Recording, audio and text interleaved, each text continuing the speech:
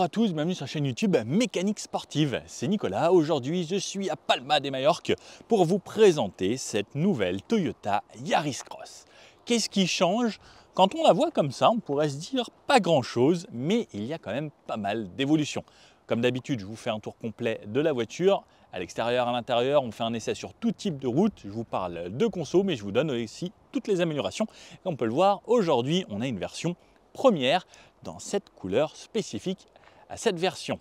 Nouvelle motorisation, on va voir ce que ça donne. Je me permets de vous faire un petit break. Le partenaire du jour, c'est Car Vertical. Qu'est-ce que c'est? Alors déjà, vous avez avec le code MECA moins 20% sur le site, au cas où vous connaissez déjà, mais sinon, rapidement, c'est pour vous permettre de voir si un véhicule d'occasion, lorsque vous allez l'acheter, a été endommagé, un compteur trafiqué, ou s'il y a eu d'autres choses, ou s'il est volé. Par exemple, sur une Toyota Yaris, comme je peux le voir ici, le compteur kilométrique, tout est bien, le statut financier, ça va. Par contre, il y a eu des dommages. Et on peut voir les photos surtout. Et grâce aux photos, je peux voir que l'avant, il a pris quand même assez cher. L'arrière, ça va. Et on peut voir là qu'il n'y a même plus de moteur. Donc, ils ont changé beaucoup de choses. Et ça, si ça a été mal fait, eh bien, personnellement, je n'irais pas acheter un véhicule qui était autant endommagé, à moins que vous ayez une très bonne affaire. Mais sinon, ça peut vous amener d'autres soucis à l'avenir. Donc, faites attention. On peut voir également qu'il y a le compteur kilométrique, que tout va bien, mais des fois on peut vérifier qu'il n'a pas été trafiqué et ça c'est assez important. Donc si ça vous intéresse, moins 20% avec le code MECA qui s'affiche ici ou le lien dans la description pour vous permettre de ne pas vous faire arnaquer. Donc, la Yaris Cross, ce qu'il faut savoir, c'est que c'est une voiture produite en France, made in France, et c'est d'ailleurs la voiture la plus produite en France. Elle existait en 116 chevaux, le 3 cylindres 1,5 litre. Cette fois-ci, avec une demande assez croissante et surtout des gens qui voulaient une voiture un petit peu plus puissante, qui reste le même, qui était 116 chevaux avant, mais cette fois-ci, elle passe 5e génération, 130 chevaux. 130 chevaux, on garde toujours le 3 cylindres 1,5 litre, mais on améliore de 12%. La puissance, on passe de 116 à 130 chevaux, mais surtout au niveau du couple, on passe de 141 Nm à 185 Nm, ce qui donne un petit peu plus de couple et de puissance. Au niveau du 0 à 100, on était à 11 secondes 2 avant, on améliore un petit peu ces chronos avec 10 secondes 7. On essaiera bien sûr voir ce que ça donne sur la route. Elle existe en 2 roues motrices, elle existe en 4 roues motrices. La version que je vous présente aujourd'hui, c'est une 2 roues motrices en traction. La 4 roues motrices, ce sera la même motorisation, mais avec un moteur électrique supplémentaire à l'arrière qui permettra à cette voiture d'être une 4 roues motrices en cas de nécessité, donc ce n'est pas une 4 roues motrices permanente, et jusqu'à 70 km/h. Donc par exemple pour de la terre et autres, on a rarement besoin de 4 roues motrices à plus de 70 km/h, effectivement. Au niveau de la dimension, elle ne change pas, 4,18 m de long, 1,77 m de large sur 1,60 m de haut, pas de différence comparé à la précédente Régé, 2,56 m d'empattement, toujours pareil. Au niveau du coffre, 397 litres sur la version 2 roues motrices, un petit peu moins sur la version 4 roues motrices puisqu'on rajoute un moteur sur l'axe arrière, 320 litres pour les versions IAW, puisque c'est 4 roues motrices intelligent comme ils l'appellent. La différence également, ce sera au niveau de la suspension. On aura un bras de torsion pour les versions 2 roues motrices et des suspensions indépendantes à l'arrière pour les versions 4 roues motrices, puisque on ne peut pas avoir la même chose avec un axe qui passe au milieu. Au niveau du diamètre de braquage, 11,20 m entre deux murs, 10,60 m entre trottoirs, ce qui est plutôt correct. C'est l'avantage d'avoir un véhicule pas trop gros. Elle sera disponible en plusieurs finitions. Alors bougez pas, ça je l'ai sur le téléphone puisque je l'ai eu pendant la conférence de presse hier. Alors, au niveau des finitions, on aura le choix à partir de la dynamique pour la première entrée de gamme qui sera disponible seulement sur la 116 chevaux. Ensuite, il y aura la design qui sera elle, disponible pour les deux versions. Ensuite, il y aura des design business, il y aura des dynamiques business. 3 finitions plus haut de gamme. Aujourd'hui, c'est la première, celle qui coiffe vraiment tout ça avec toutes les options. Elle sera disponible avec le toit panoramique en France. Donc ça, c'était une voiture allemande, comme vous pouvez le voir. Donc pas de toit panoramique. Chez nous, en France, on aura d'office toit panoramique, volant chauffant, caméra 360 que je n'ai pas sur le pack aujourd'hui sur cette première. Ensuite, il y aura la version collection qui refait son apparition et la version GR Sport que je vous essayerai dans une autre vidéo que je reprendrai ici sur l'île pour vous en faire une autre vidéo dédiée puisque le châssis est quand même retravaillé et en intérieur un petit peu différent. Au niveau des tarifs, on commence à 28 200 € et 35 700 € pour la version full option première, qui vient d'ailleurs avec ce vert aventurine juste ici. Il y aura également un nouveau bleu genièvre qui ne sera pas disponible sur les versions premières, mais sur tout le reste de la gamme, qui sera une nouvelle couleur sur cette Yaris Cross. Désolé, il y a un collègue qui est là, je ne l'avais pas vu. Je voulais faire coucou à la télé. Les nouveautés également, c'est qu'on passe à des écrans à l'intérieur pour derrière le volant également. L'écran central également lui qui s'agrandit. On aura le choix sur le central entre un 9 pouces ou un 10,5 pouces et derrière, selon les finitions, soit un 7 pouces, soit un 12,3 pouces comme la plupart chez les marques. Je ne sais pas pourquoi 12,3 pouces, c'est la taille qui plaît à tout le monde et quasiment tout le monde met ça d'ailleurs. On retrouvera également une clé digitale grâce à son téléphone. Ce n'est pas encore activé, mais ça arrive très bientôt avec l'application Toyota. On aura un affichage tête haute. On retrouvera donc les nouvelles couleurs, celle-ci et ce nouveau bleu. On retrouvera la finition première et la finition collection. La version trail ne sera plus disponible au catalogue, donc il reste quelques dernières voitures à vendre actuellement. Et surtout, ce qui va nous intéresser, c'est ce nouveau moteur, 130 chevaux et également une meilleure insonorisation. Alors au niveau de l'insonorisation, ils nous ont dit qu'il y avait un résonateur qui était différent au niveau de l'admission. Il y avait un autre truc sur les supports moteurs qui permettait d'avoir moins de vibrations au niveau du châssis. On a également derrière le moteur, donc il me semble que ça s'appelle le tablier, entre la partie compartiment moteur et la partie voiture, qui a été isolé avec 3 couches. Avant, il n'y avait qu'une couche à cet endroit-là. Maintenant, il y a 3 couches. Donc, ça devrait être un petit peu mieux. Et les vitres sont devenues plus épaisses également pour une meilleure insonorisation au niveau des bruits de roulement et également au niveau des bruits du vent. On va voir ce que ça donne sur tout type de route, au niveau accélération et sur l'autoroute. Les aides à la conduite ont évolué aussi petit à petit. On a beaucoup plus d'aides à la conduite. Bon, bref, vous connaissez maintenant, on a tout, les régulateurs adaptatifs, on a les freinages d'urgence. Lorsqu'on va ouvrir la porte, s'il y a quelqu'un qui arrive, ça va sonner, etc. Bref, ça c'est tout un package. Il y en a tellement que je ne vais pas vous énumérer parce qu'on pourrait passer 1 heure à faire une vidéo spécialement dédiée à toutes ces aides. D'ailleurs, peut-être que ça vous intéresse. Vous me le dites. Au niveau de l'autonomie, un peu plus de 600 km avec 36 litres d'essence grâce à la petite trappe qui s'ouvre là-bas. Alors, sur la partie avant, est-ce que vous saurez noter des différences? On va jouer au jeu des 7 différences. Si vous êtes capable de les donner, bonne chance à vous. Parce que moi, je l'ai vu, on m'a dit qu'il y avait de très légères différences. Perso, je ne suis pas capable de les distinguer. Si vous les voyez, n'hésitez pas à me dire. Là-haut, toit panoramique sur la version première, mais disponible en option, il me semble que c'est aux alentours de 700 €. Un capot assez à plat, donc qui tombe ici au logo Toyota, qui n'est pas entouré de bleu, même si c'est une version hybride. Mais ça, j'aime bien maintenant qu'on ne soit plus en bleu, parce qu'on sait très bien que chez Toyota, dans tous les cas, c'est hybride. Sauf peut-être les Land Cruiser, mais qui arriveront prochainement en hybride. J'espère vous l'essayer, celui-là, j'ai hâte de vous le faire. D'ailleurs, pour ceux qui ont vu Land Cruiser, je l'ai essayé, les anciennes versions V8 dans le désert en Arabie Saoudite lors du Dakar, c'était assez incroyable. Les blocs optiques ne changent pas, on est toujours bien sûr en 100% LED. La signature de jour LED ici en verticale qui sert également de clignotant de ce côté-là. Des grilles d'aération avec sous le logo ici le capteur pour les aides à la conduite, donc c'est le radar. Des petites parties un petit peu chromées, une partie différente sur le bas. Alors selon la version GR Sport ou Première, on aura une calandre sur le bas qui sera un petit peu différente. Le support de plaque ici avec nos plaques allemandes. C'est pour ça qu'on n'a pas la finition exactement comme on l'aurait en France. Et ce nouveau vert que je trouve assez joli. Un petit peu plus bas, on retrouve cette lame ici qui est peinte couleur grise, un petit peu le même rappel que cet entourage de calandre sur le bas. Sur le côté, on retrouvera toujours ce qui caractérise un petit peu ces petits SUV, c'est ces arches de roue ici en plastique. Il y a quand même une petite démarcation ici, alors j'aime bien que ce soit démarqué. Après, ils ont des formes vraiment spécifiques chez Toyota, c'est pas juste un arrondi qui vient faire le tour de la roue, on peut voir que c'est limite un petit peu carré. J'aime bien là ce petit décrochage, partie plastique également sur tout ce bas de caisse, le Yaris Cross qui est rappelé de ce côté-là, des poignées type frigo, on ouvre assez simplement. On a un biton sur cette voiture, des barres de toit sur l'eau qui sont en couleur mat. À l'arrière également, on retrouve ces arches de roue, des nouvelles jantes et freins à disque à l'avant et à l'arrière. Un petit coup de 3/4 arrière parce que j'aime bien. Ça nous permet de voir ces deux niveaux, donc avec le béquet ici et une autre partie un petit peu plane à cet endroit-là. Donc ça c'est pareil, c'est pour jouer sur les flux aérodynamiques et bien couper l'air car c'est vraiment vertical à cet endroit-là. L'essuie-glace qui est bien pratique, une vitre assez inclinée qui donne un peu un effet de coupé, mais sur lequel à l'arrière on aura plus de place. Alors je préfère limite la Yaris Cross que le CHR lorsque je suis positionné à l'arrière. Troisième feu stop ici en cristal, l'antenne type requin, logo Toyota également, plus de bleu autour et les feux sur les côtés ici qui sont en LED et si je ne dis pas de bêtises, tout est 100% LED à l'arrière et ça fait plaisir. le Yaris de ce côté-là qui est rappelé. La version achevée ici pour nous dire que c'est une version full hybride. Donc chez Toyota, ils aiment bien appeler ça hybride auto-rechargeable. Donc pas de plug-in, ça veut dire pas de prise à brancher, c'est la batterie qui se recharge automatiquement. Ensuite, c'est peint une petite partie plastique ici, un rappel comme sur l'entourage de la grille à l'avant, avec cette couleur grise peinte en couleur métallisée ici. Et cette couleur qui est un petit peu différente là, avec les petites paillettes ici, ça rend assez sympa. J'aurais bien aimé voir ce nouveau bleu.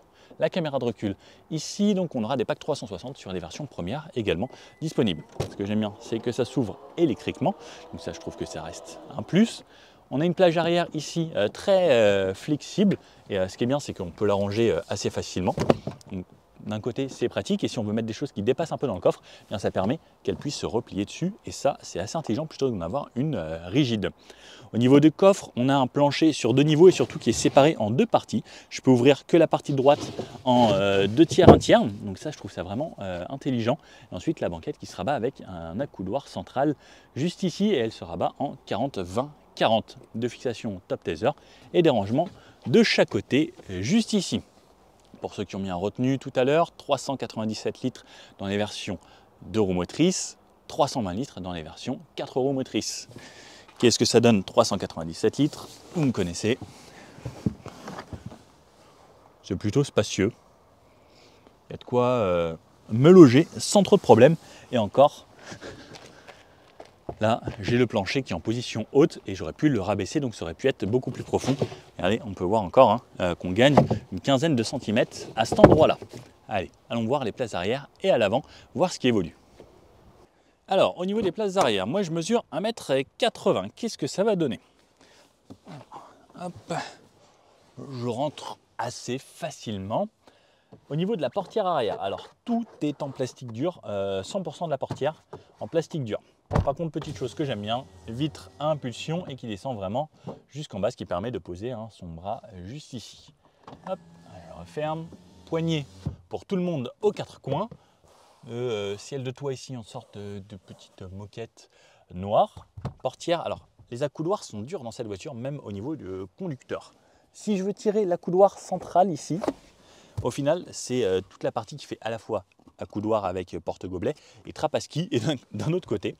Alors c'est pas plus mal, sur des petites roues de montagne par exemple, ça permettrait d'avoir un bon maintien ici, parce que là comme c'est quelque chose de très solide, ça peut être pas mal, mais encore une partie très plastique, donc des deux côtés j'ai des parties plastiques au niveau des accoudoirs, c'est peut-être un petit peu ferme. Par contre, très bonne chose, ils ont mis la 3e ceinture juste ici et une partie plastique là-haut, qui est assez marrante, qui est positionnée au centre, du LED là-haut en bien blanc, pas d'équipement d'allume-cigare ou de prise USB-C à l'arrière, fixation top taser isofix sur les 2 sièges d'extrémité, des poches de chaque côté.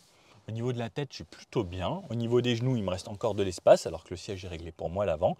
Sous le siège, j'ai pas mal de place. Je peux mettre mes pieds. Je l'ai relevé un poil pour moi pour conduire façon un petit peu SUV. Je suis pas trop mal. Un petit tunnel central ici. Hop. Alors ici, c'est beaucoup plus ferme. Alors je sens des parties métalliques qui sont sous le siège ici lorsque je viens m'asseoir. Donc la 5e place ne sera pas forcément très confortable, sinon il faut avancer son popotin. Mais on le ressent quand même sur l'arrière, des parties beaucoup plus fermes.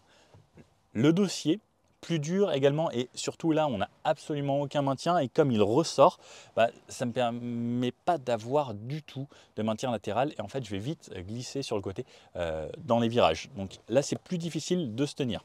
Après, il me reste encore de l'espace aux genoux. Pour les pieds, je pourrais presque passer derrière les rails, mais c'est juste. Et au milieu, il faut vraiment avoir les pieds en canard si je veux rester là. Donc, pas forcément la place la plus idéale, peut-être pour un enfant qui fera 1m20, 1m30. Pourquoi pas? Bon, allez, allons voir l'avant ce qui change. Alors, pour l'intérieur, là, j'ai trouvé un petit lieu un petit peu à l'ombre pour pouvoir vous présenter l'intérieur sans avoir trop de soleil. Bon, je vous refais un petit tour comme ça. Vous avez vu les couleurs, comment elles changent selon la lumière.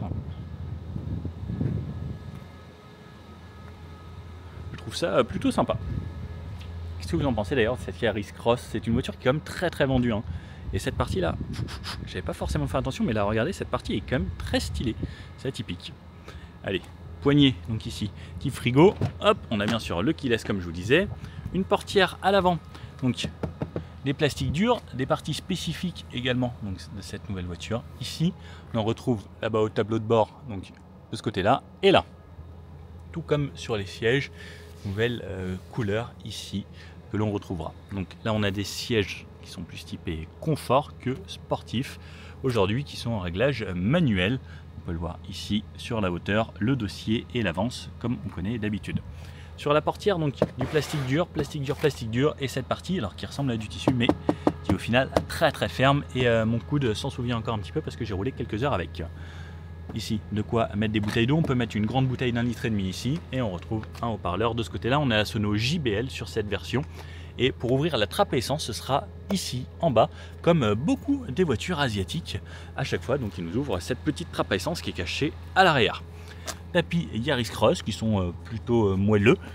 Au cas où vous conduisez en claquette l'été, vous aurez petit tapis doux pour les pieds. Double pédale puisque version boîte automatique, hein, pas de boîte manuelle. Ici, les pleins phares automatiques, le volant chauffant qui sera en série sur cette voiture, la première, le pare-brise dégivrant et l'ouverture du coffre à cet endroit-là. Allez, je vais bien m'installer à l'intérieur. Je vais me reculer au maximum et voilà à quoi ressemble l'intérieur de cette nouvelle Yaris Cross. Donc on peut le voir, volant rond comme on connaît chez Toyota, c'est toujours le même. Il est plutôt sympathique avec de ce côté-là les menus pour naviguer sur cet écran, le volume ici, la commande vocale, les crochets au téléphone et de ce côté-là les aides à la conduite, donc avec le régulateur adaptatif et centrage de voix et on peut changer de musique de ce côté-là ou les modes. Le klaxon en plein centre, de ce côté-là ce sera les essuie-glaces et de l'autre côté les feux et les clignotants. D'ailleurs, le bruit du clignotant. On retrouve donc cet affichage digital ici de 12,3 pouces de diagonale et un affichage tête haute juste ici. Ça, c'est un vrai avantage, je trouve, lorsqu'on s'y fait. Ensuite, ce grand écran. Alors, hop, bougez pas, j'essaye de mettre le taux de rafraîchissement un petit peu mieux. Non, ça le fait quand même. Est-ce que comme ça le fait? Encore plus. Attendez. Est-ce que ça va s'arrêter? Voilà, impeccable. Presque. Attendez, il faut un petit peu plus de noir pour la vitesse. Ah, c'est mieux, voilà, réglage en manuel.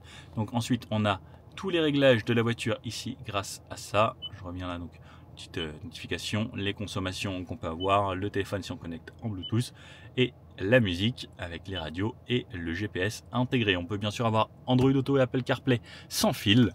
En dessous le volume ici, 2 aérateurs, la partie climatisation qui est assez importante aujourd'hui parce qu'il fait chaud à Palma. Des touches en physique, ça c'est une très bonne chose. Un peu plus bas on a les sièges chauffants.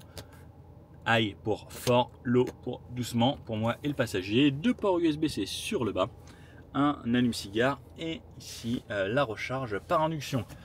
Le sélecteur ici avec le pommeau drive, reculé.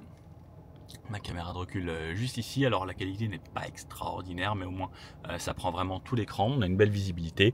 Neutre, drive et le mode B spécifique à Toyota ici à chaque fois qu'il nous redémarre le moteur pour les phases lorsqu'on sera en montagne par exemple pour créer du frein moteur comme on n'a pas de vraie boîte de vitesse là-dessus.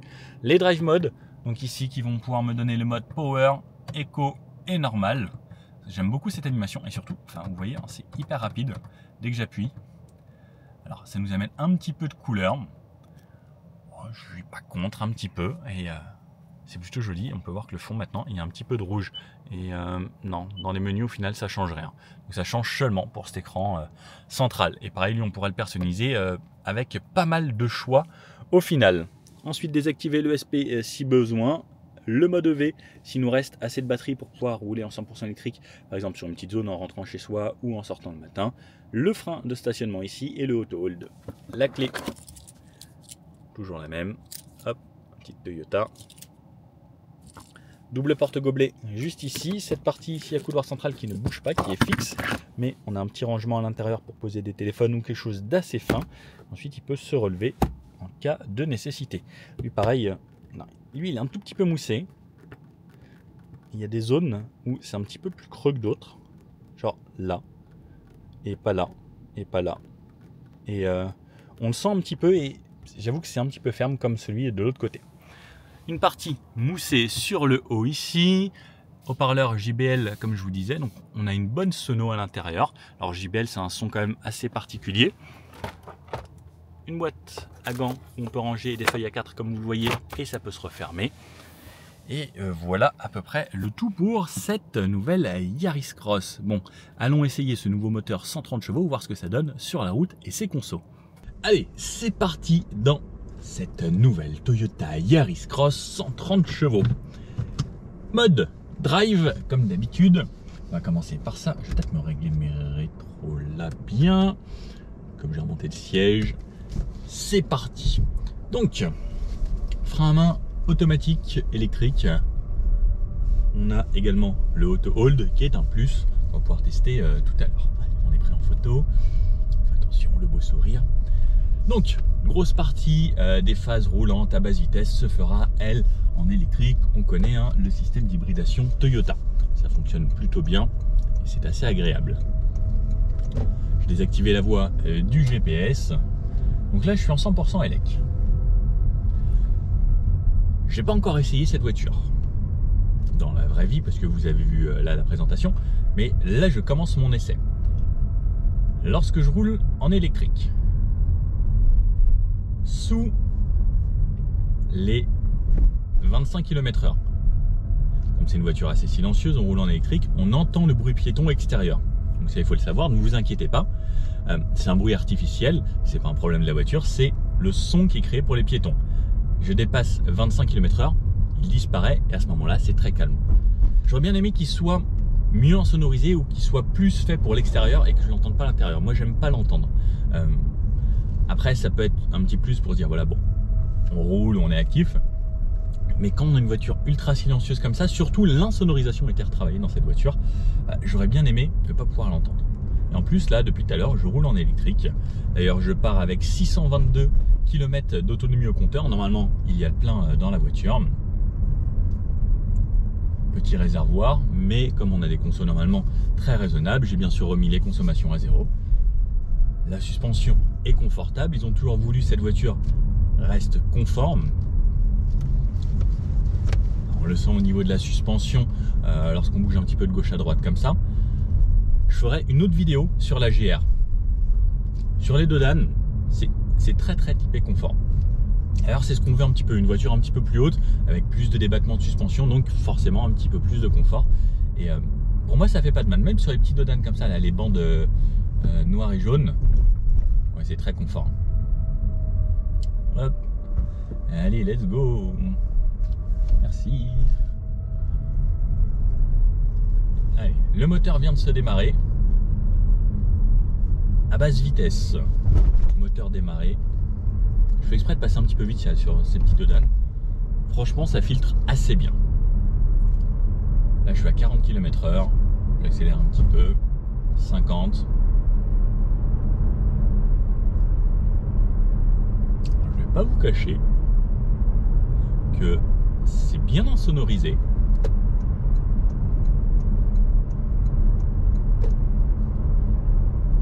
C'est assez plaisant.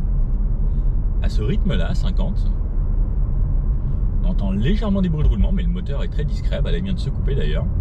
À chaque fois que je relâche, je passe en phase de charge légère. Donc, c'est pas un vrai roue libre, donc il y a un petit freinage régénératif. J'ai l'affichage tête haute là, le GPS là. Donc, normalement, je ne devrais pas me tromper, j'espère. À chaque fois que je ralentis, que je repasse sous les 25 km/h, je entends le bruit. Allez, c'est parti. Désolé, j'ai du mal à vous comprendre. Il y a la nouvelle commande de la marque de cette voiture. Lorsqu'on dit la marque de cette voiture, elle peut détecter qu'on lui parle. Alors, ça peut être bien et des fois, ça s'active. Moi, je vous cache rien dans les vidéos. Donc, à 50 km/h, le moteur se redémarre. Là, par exemple, légère phase de montée. Je vais accélérer un petit peu.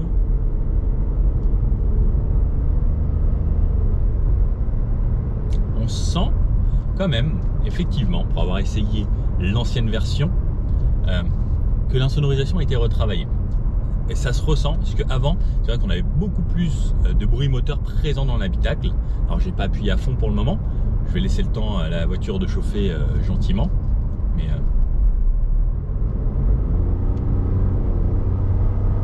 forcément on a toujours cet effet de boîte CVT qui moi me dérange pas forcément, puisque vu des consommations, souvent on se dit que c'est quand même assez avantageux.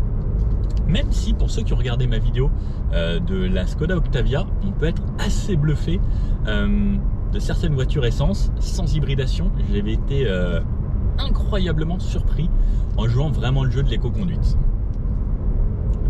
Voilà, 50-60, c'est quand même assez agréable. Alors, ils disent qu'ils ont retravaillé la direction. Alors, pour rien vous cacher, je me souviens plus trop de la direction de l'ancienne. Là, ça reste quand même quelque chose d'assez souple. D'ailleurs, on a un rond-point ici tout de suite. On va se faire le petit test rond-point, un peu dynamique. Alors, dans les sièges un petit peu maintenus, pas tant que ça. Dans la GR Sport, je serais bien mieux. Allez, on met plus de rythme. Ça tient plutôt bien la route. Ok, ça sous-vire vite. Mais le sous-virage, c'est pas gênant. C'est juste, ça glisse un peu de l'avant, on ralentit et on reprend du grip. Donc, d'un côté, c'est un petit peu safe. Allez, on va réaccélérer pour aller s'insérer ici. Alors, je sais pas du tout quelle vitesse c'est sur cette autoroute ici. J'ai pas vu de panneau. Donc là, je suis à 110. Il y a des gens qui roulent beaucoup plus vite. Je vais rester à 90 le temps de savoir à combien il faut rouler ici. Donc on est sur l'île de Palma de Mallorca. Alors à 90 km/h. Alors ce qui est bien aussi, c'est que j'ai mes régulateurs adaptatifs, ma conduite de niveau 2. Ça reste quand même des vrais plus qui pour moi, une fois qu'on y a goûté, deviennent limite incontournables. Moi je trouve ça très plaisant. Ça réaccélère si ça réaccélère devant. Moi je trouve que ça, c'est devenu mon option préférée. J'ai besoin maintenant d'avoir ces aides à la conduite parce que je trouve que ça reste un vrai plus. Alors ça me dit 90 si on sort, donc c'est que ça doit être un bon 110 au moins ici. Non, je vous fais à 90. On a un goudron qui est bien rugueux, on a des bruits de roulement qui sont relativement contenus. Le moteur est plutôt discret, mais clairement plus qu'avant. Parce que maintenant il y a 3 couches au niveau du tablier et c'est bien mieux. Allez, on va aller se mettre à 110. Pourquoi j'accélère comme ça? Je vais monter ici, ça monte de 5 en 5. Je peux le faire km/h par km/h. Allez, je double. La voiture accélère d'elle-même gentiment. Ah, c'est même 120.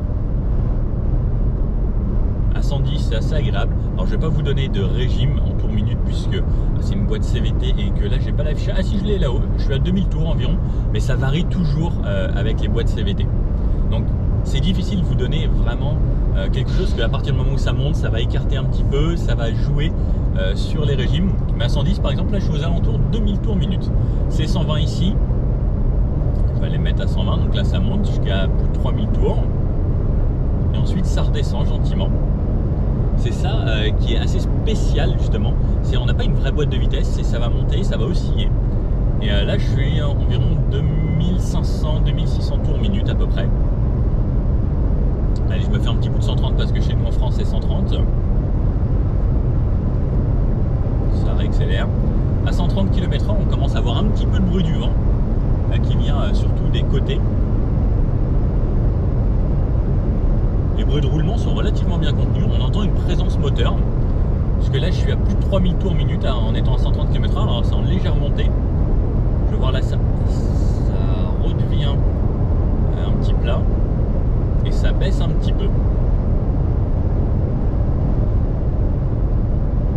C'est pas déconnant. On a un bruit du vent, mais je pense qu'on s'y fait assez vite. Voiture devant, la voiture ralentit automatiquement. Les aides à la conduite, comme je vous disais, moi je trouve que c'est un plus. Et surtout, ce que j'ai bien aimé, c'est qu'elle a bien anticipé. Alors ça, c'est parce que je touchais pas assez le volant. C'est ici à 200 mètres. Oui, c'est ici que je tourne. À partir du moment où je freine, je ferai du freinage régénératif. Donc ça me permet de recharger un petit peu la batterie. Et le but après, si vous voulez faire de l'éco-conduite, ça va être d'anticiper au maximum. Un magnifique camion, une sorte de hot road, trop canon. Hop là.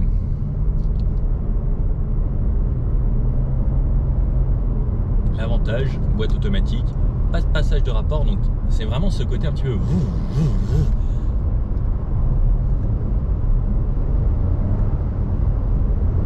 c'est assez spécial quand on connaît pas, mais on s'y fait bien. Je vais laisser passer une voiture derrière et je vais me faire un petit 0 à 100. Et à chaque fois qu'on est à l'arrêt, bien entendu, allez, 1, 2, 3, full gaz, ça part correctement, 40, 50, 55, 60, 70, 80, 90 et 100. Ça accélère raisonnablement, ça a été amélioré par rapport à avant. Beaucoup de gens demandaient un petit peu plus de puissance que le 116. Ça emmène un petit peu mieux, on a un petit peu plus de reprise, on a plus de couple sur la totalité du moteur et beaucoup plus surtout en électrique, ce qui permet d'avoir des relances un petit peu plus instantanées et ça permet d'avoir un meilleur agrément de conduite. Après, est-ce que les gens qui roulent en Yaris Cross veulent forcément une voiture dynamique? Pas forcément, je pense. Elle reste surtout très confort, je trouve. Moi, c'est surtout ça que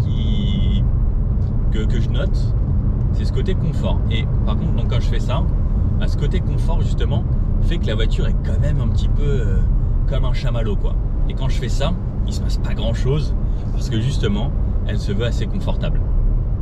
Alors, pour certaines personnes, ça va être un plus. Pour d'autres personnes, vous regarderez la vidéo de la Yaris Cross GR Sport, qui a une suspension retravaillée. J'ai hâte de l'essayer. Je la réessaye plus tard. Je vous en referai une vidéo dédiée. Voir ce que ça donne. Bon, petit débrief conso. J'en suis à 50 km et 800 mètres parcourus. Donc ça me fait déjà un petit aperçu. On va faire 100 km normalement exactement. Niveau consommation, 4,4 litres de moyenne sur les 50 km. En ayant fait le petit bois 120 à l'heure, 0 à 100, et en ayant fait beaucoup de 90 et sur la fin là un petit peu de 70-80 où il y avait un petit peu plus de trafic, donc plus de phases de régénération, donc plus de phases électriques.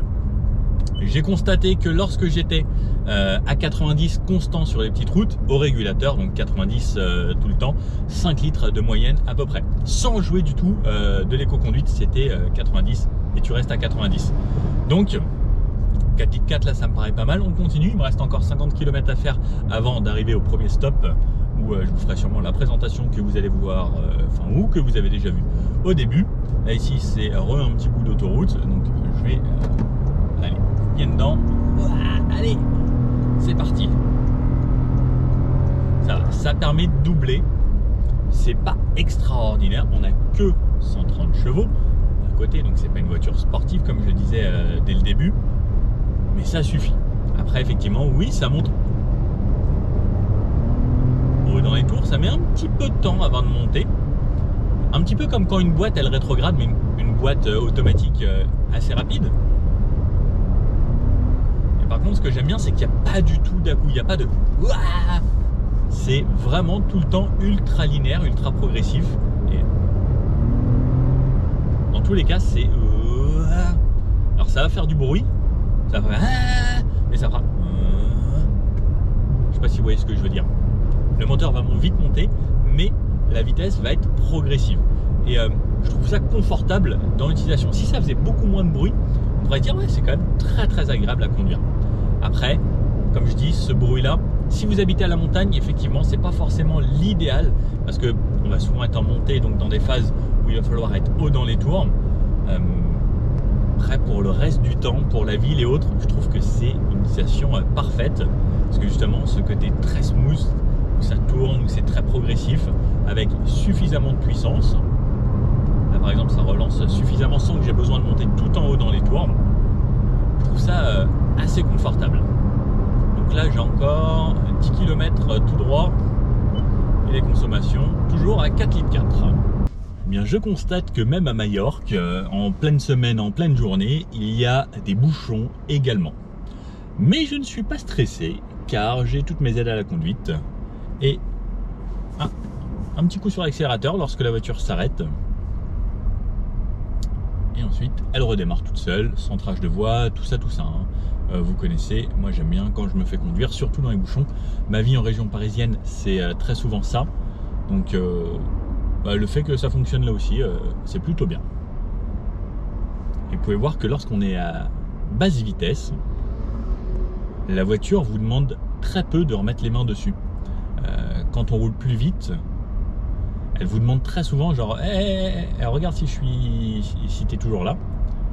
Alors je ne connais pas la réglementation européenne là-dessus. Il me semble que c'est 15 km/h. Ou 10 peut-être. Là par exemple elle m'a redemandé. Mais c'est pas trop intrusif lorsqu'on est dans les bouchons. Mais je crois que si on est en dessous de 10 km/h, elle peut tenir très très longtemps. Et donc là, elle vient s'arrêter. Plutôt calmement. C'est assez agréable. Est-ce qu'elle repart? Non. Elle me demande à chaque fois soit d'appuyer sur Raise, soit de remettre un petit coup sur l'accélérateur, ensuite de relâcher indirectement. Juste une petite pression pour dire oui, je suis toujours là et tu peux rouler. Et là, par contre, le côté électrique a tout son sens parce que dans les bouchons, avoir un moteur qui tourne, je trouve ça un petit peu bête. Et c'est vrai que Toyota là à l'époque était très très fort avec sa Prius de se dire mais pourquoi là on va consommer de l'essence et brûler du carburant alors que clairement il n'y a pas besoin de beaucoup de puissance là, pour faire avancer la voiture gentiment comme ça et à ce rythme. L'électrique là c'est quand même très intéressant. Donc l'hybride ça a l'avantage de on peut faire beaucoup de trajets, recharger rapidement avec de l'essence et pas attendre longtemps avec une voiture 100% électrique. Et c'est le bon compromis encore je trouve pour ceux qui font des longs trajets de temps en temps ou qui veulent pas avoir le stress ou qui ne peuvent pas recharger. Par exemple moi je pouvais pas recharger avant et clairement l'hybride c'était la meilleure solution. Après pour quelqu'un qui fait que de la ville, le 100% électrique ça peut être aussi une très bonne alternative, mais ça pour moi c'est le plus facile à gérer au quotidien. Petit truc cool au feu, c'est que dans les pays espagnols, souvent, j'ai trouvé il y a des performeurs comme ça au feu rouge. J'avais découvert ça au Pérou la première fois et je trouve ça très cool. Ça permet de distraire un petit peu et plutôt que ce soit juste des gens qui demandent des sous comme ça en faisant la manche. Là, c'est des performeurs. Je sais pas si vous voyez là, mais une dame qui jongle et c'est quand même vraiment cool. J'ai pas de petites pièces pour elle, désolé, mais je trouve ça plaisant. Et des fois, on voit des trucs incroyables, genre entre les feux, ils se mettent des slacks, ils viennent sur les slacks et tout, et ils enlèvent à chaque fois. C'est assez bluffant. Je sais pas ce que vous en pensez, mais moi j'aime bien. Je trouve que c'est des gens qui bossent au final, hein, plutôt que juste s'il vous plaît. Bref, j'aime bien cette voiture, c'est agréable jusqu'à là. Donc là, on est arrivé dans Palma, à Majorque, et ce côté électrique et je crois qu'on baisse encore les consos, 4,3 litres parce que justement cette voiture adore le trafic, adore justement à chaque fois qu'il y a la régénération comme là, ça freine et le fait que ça freine, là je freinais pas donc elle m'a dit freine quand même, il y a une voiture devant, à chaque fois que ça ralentit elle recrée de l'électricité qu'elle va redistribuer juste pour réaccélérer, alors qu'une voiture thermique ça ne le fait pas. Lorsqu'on ralentit on ne consomme rien mais on ne crée pas quelque chose. Donc l'hybride pour moi ça reste quand même toujours l'idéal dans ces conditions. Alors je viens de trouver la marche arrière, la caméra de recul n'est pas folle, mais ici ce sera mon spot normalement pour vous faire la présentation d'entrée en espérant qu'il n'y a pas trop de bruit. C'est ça le plus difficile en vidéo à chaque fois, c'est qu'on trouve un endroit pour pouvoir faire la présentation statique. Il y a un petit lieu assez sympa, je vais essayer de m'enfoncer un petit peu plus par là-bas d'ailleurs. Ça me permet d'en profiter pour faire un petit peu de gravier et sur du chemin comme ça, c'est pas inconfortable non plus, d'où cette suspension qui était déjà typée assez molle, ce qui permet d'avoir quelque chose de plutôt soft ici. Petit débrief, au bout de 100 km, 4 litres de réalisé, ce qui est plutôt pas mal. Bon mix, c'était annoncé pour 4 litres 5, donc on n'a pas fait beaucoup d'autoroute, donc sur le mix, je pense que les 4 litres 5 sont atteignables assez facilement. Et chez Toyota, on peut faire de très bonnes consos et j'ai pas forcément... Non, j'ai dit le nom de la marque. On peut faire d'assez bonnes consos plutôt facilement. Si on joue le jeu de l'éco-conduite, là je vais pas forcément jouer le jeu aujourd'hui. J'ai vraiment roulé dans le trafic et régulateur sur les petites routes où il n'y avait personne. Au niveau des drive modes, tout à l'heure j'étais en mode normal. Donc on a le éco, normal et power. Le mode power, lui va faire en sorte de vous donner toute la puissance de la voiture tout le temps. Donner le couple maximum de l'électrique et la puissance maximum également en thermique. Et on aura un petit peu plus de répondant. Au niveau de l'accélération, on sent que c'est un petit peu plus vif. Alors à haute vitesse, pas forcément. Je pense qu'on le ressent surtout lorsqu'on est un petit peu plus bas dans les tours. Ça va être un poil plus réactif. Au niveau de la direction, il n'y a pas franchement de changement. On garde la suspension toujours la même. On n'a pas de suspension pilotée sur cette voiture. Après, peut-être que pour les relances, ça changera un petit quelque chose. Mais j'y vois pas forcément de grosses différences. En tout cas, si on va avoir besoin d'appuyer un petit peu moins fort sur l'accélérateur pour pouvoir relancer. Et elle va tout de suite aller monter un petit peu plus haut dans les tours. Ensuite, il y a le mode éco qui, lui, justement, va faire l'inverse. Avec la même pression sur la pédale, va rester assez bas dans les tours et vous emmener plus lentement et faire en sorte, justement, que ça ne monte pas haut rapidement. Et l'impression juste que, voilà, on est un peu bridé, voire il y a un petit peu plus d'assistance électrique qui va faire que ça y va tranquillement. Et s'il y a besoin, même en mode éco, on peut appuyer à fond au kickdown et on va avoir quasiment toute la puissance. Après, ça reste franchement une voiture assez agréable à conduire et même en mode éco, pour relancer sur l'autoroute, sur une insertion, ça va le faire. Le mode éco, moi j'aime bien, pour la ville, le quotidien, ça reste un plus. Donc là, je me remets mon régulateur, c'est 120 ici, je suis refait un endroit en direct avec pas mal d'autoroutes et c'est reparti, on roule. Bon, au final, cette nouvelle Toyota Yaris Cross, qu'est-ce qu'on en pense? L'insonorisation a été retravaillée et d'ailleurs pas que sur le modèle 130 chevaux, mais la version 116 bénéficie également des nouveaux écrans, de cette nouvelle insonorisation, de ces vitres qui sont un petit peu plus épaisses, donc un petit peu plus de confort supplémentaire. La boîte de vitesse, on connaît chez Toyota, si on aime, on aime, si on n'aime pas, c'est pas grave, il en faut pour tout le monde. Cette nouvelle couleur, alors là elle paraît très grise, comparée à certains reflets où elle paraît plus vert, c'est assez marrant comment c'est changeant. Pour moi, les 130 chevaux, alors ça apporte toujours un petit plus, il vaut mieux avoir plus que pas assez, donc je ne suis pas contre. Niveau tarif, on augmente un petit peu au niveau des prix, comme on l'a vu, mais plus d'aide à la conduite, plus de technologie et plus de confort. Et c'est vrai que cette voiture reste très confortable. Pour ceux qui voudront, il y a une vidéo qui sortira un petit peu plus tard sur la Yaris Cross 130 chevaux GR Sport, qui a un châssis retravaillé, j'ai hâte de l'essayer.